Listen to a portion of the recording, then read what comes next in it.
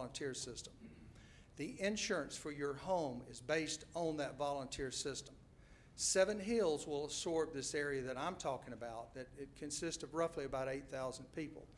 For Seven Hills to absorb this area, we have to not only get 80% of the people to agree that they want to have a vote, we have to get them to agree to vote for it and vote for a $70 per household charge that will go along with it. Now, is it worth $70? Of course it is.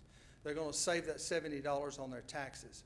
But the tax rating in Seven Hills, as it stands right now, and I met with the board last night, their fire rating is actually better than the area that they're talking about taking in. So long term, it would increase it. But there is no way in 4 months that we can build a fire station, we can buy fire engines, we can, impossible. So it's going to leave a huge hole there. I know we talked, I heard earlier talk about options. We haven't got that far yet. We're kind of in the county. So I ask that you please consider this. I know I appreciate y'all putting off a meeting next week, your panel that you have put together. The resolution very simply asks for your patience in helping us work through this. To change it 2017, it's physically impossible for us to do. It's impossible. Will not happen. I'll assure you that. We will figure something out. I don't want people to panic. I've really downplayed it myself in my area. Some of it will affect very close to Councilman Williams' area. Some of it, I know Councilman Rich is not here, but a big chunk of it will be very close to her area also. So please keep that in mind when you meet next week. And again, I appreciate the chance to come and speak. Do you want to say something? Commissioner Hudson? Yes, please. Well, thank you for giving us this opportunity, and we appreciate you taking the time to step back and to really look at what the impact that this move will have. Commissioner Carl stated it, I think, very well.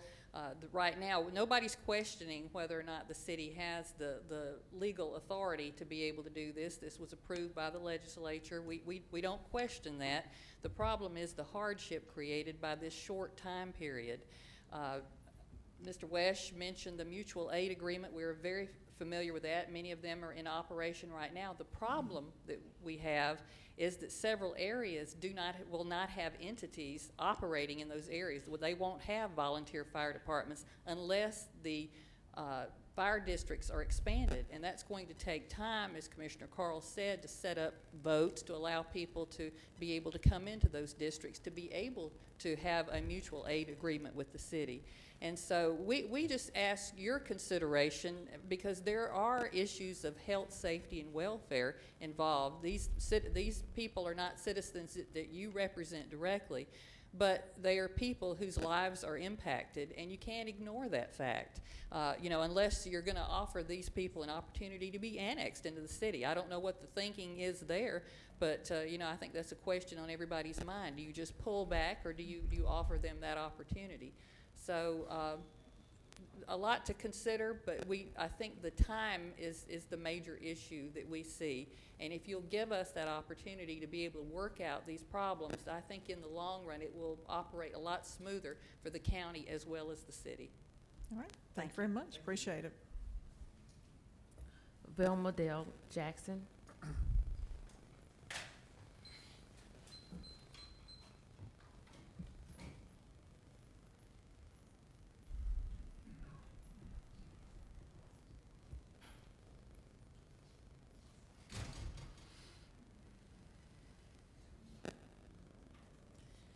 Good morning.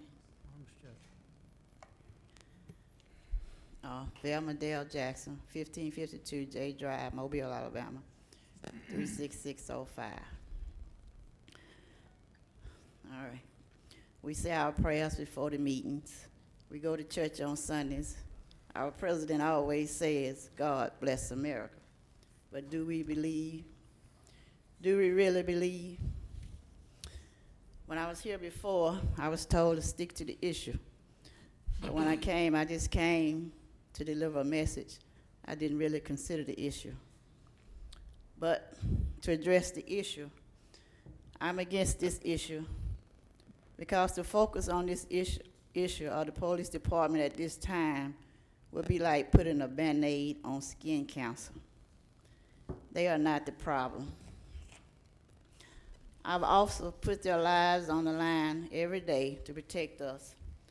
The only thing this committee will do is to offend our police department at a time when they need to know that we support them 100%. Tomorrow is Wednesday. I don't have a title, but I come and represent a higher power. There is a higher power. So I pray that one of you will hear God speaking to you, and ministers here will hear God speaking to you, and show up tomorrow at Government Plaza at 12 noon so we can really work on the real issue of the city. Thank you. All right, thank you. Joe Keffer.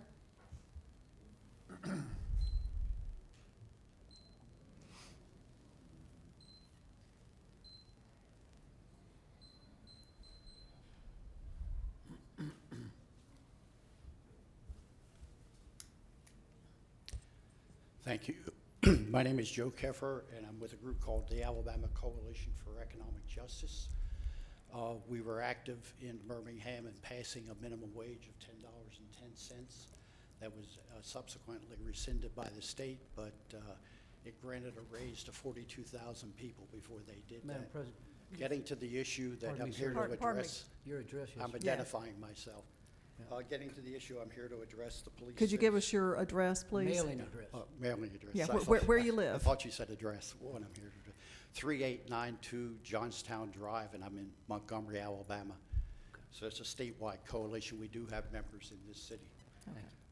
I'm here to address the Police Citizens Community Relations Advisory Council. I just read the document before this meeting, but I have some serious concerns about the document. Reading the initial preface, it says, whereas there is significant community interest in improving relationships between the community at large and the Mobile Police Department. Going down to section 1, it says, this goal is the maintenance of law and order, reduction of crime, and protection of the community. On the second page, it talks about the goals are to actively encourage and foster citizen participation in crime prevention activities. Subsection F says it's to address the concerns of the community by promoting cooperative citizen police programs and approaches to the solutions of community crime. The direct references in the document refer to community crime.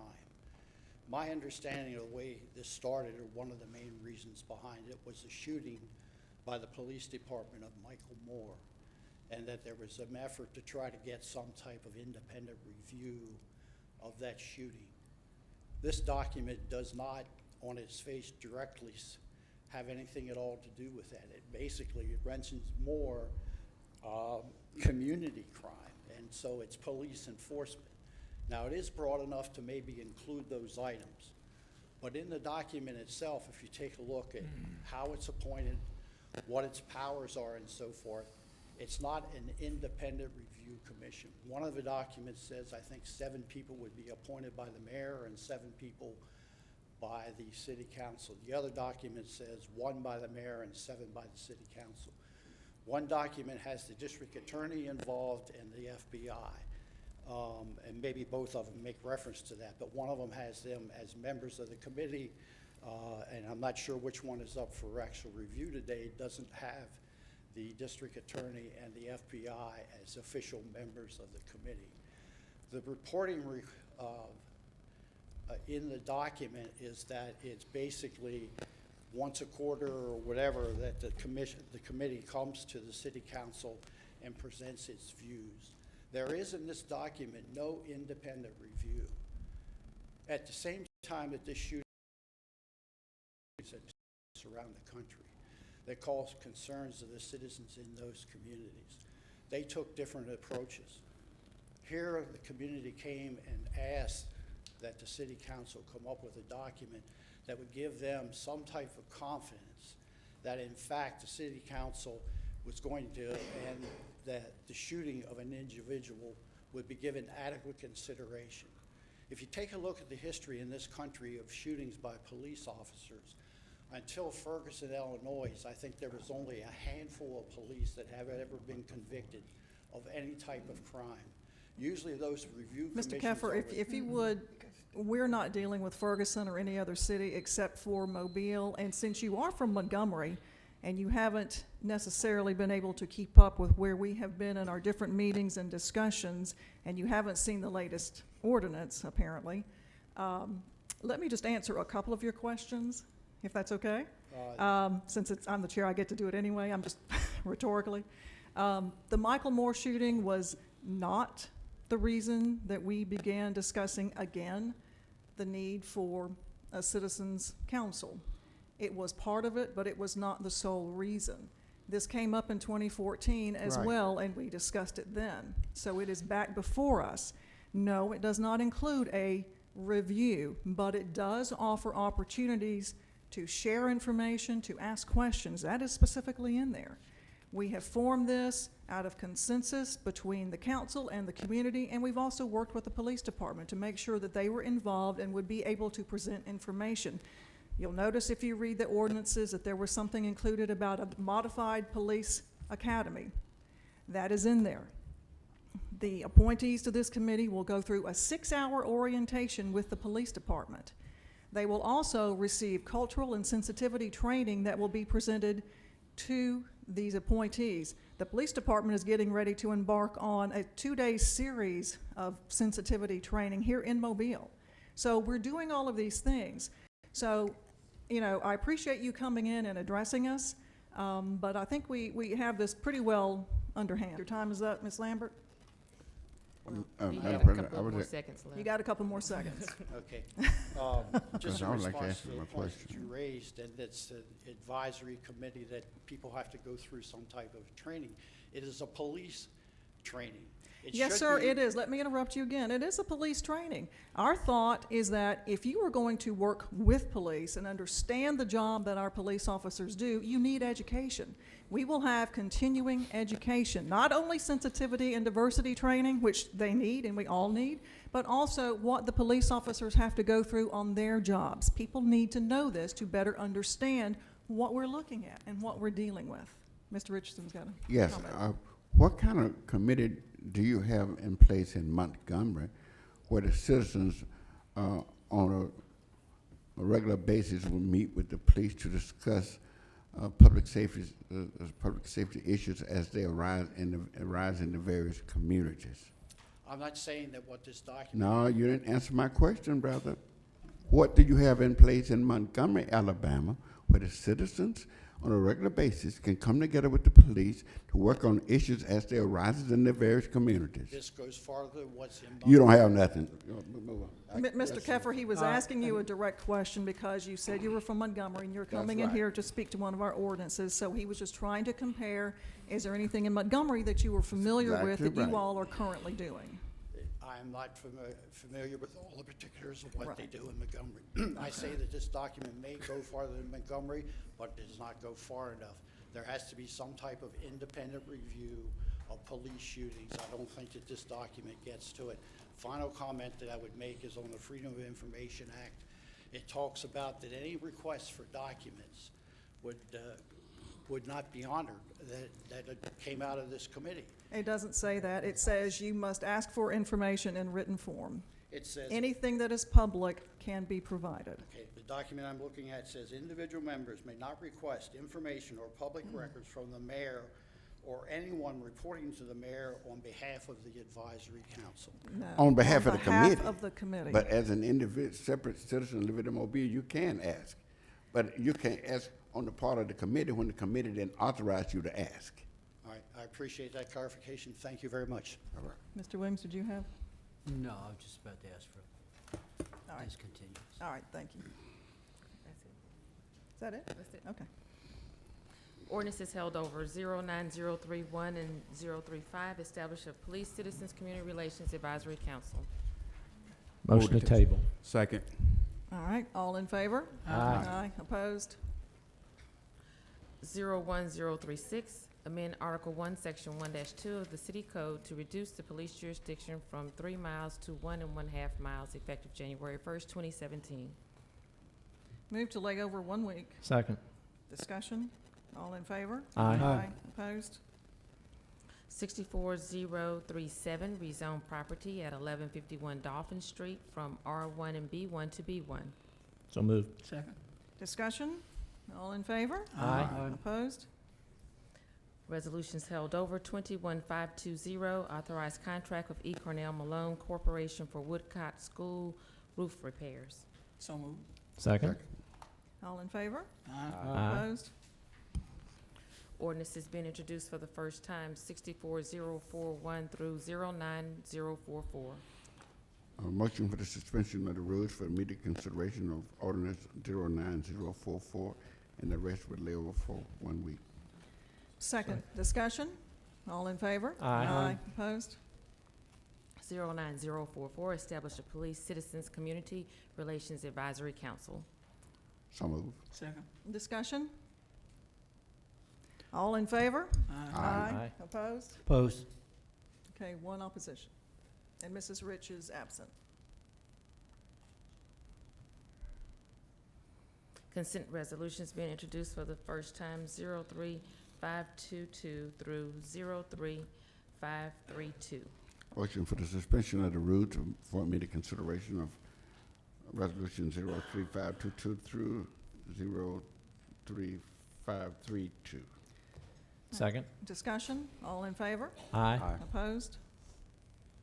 03522, appoint Evan Cox to the Mobile Tree Commission. So moved. Second. Discussion? All in favor? Aye. Opposed? 37523, recommend approval to the ABC Board for issuance of a restaurant retail liquor license for Number 1 Sushi on Cottage Hill Road. So moved. Second. Discussion? All in favor? Aye. Opposed? 48524 and 58525, declare the structure at 2422 Elsevier Street a public nuisance in order repaired or demolished, and assess cost for removal of weeds, repeat weed lien group G1. So moved. Second. Discussion? All in favor? Aye. Opposed? 03532, appoint Timothy Hollis to the Citizens Parks and Recreation Advisory Committee. So moved. Second. Discussion? Yes, is, Mr.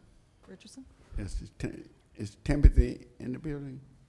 All Is he right, I back? just want to make sure, this is who I'm appointing on this. Timothy has been very active in the community, especially as it relates to parks and recreation centers.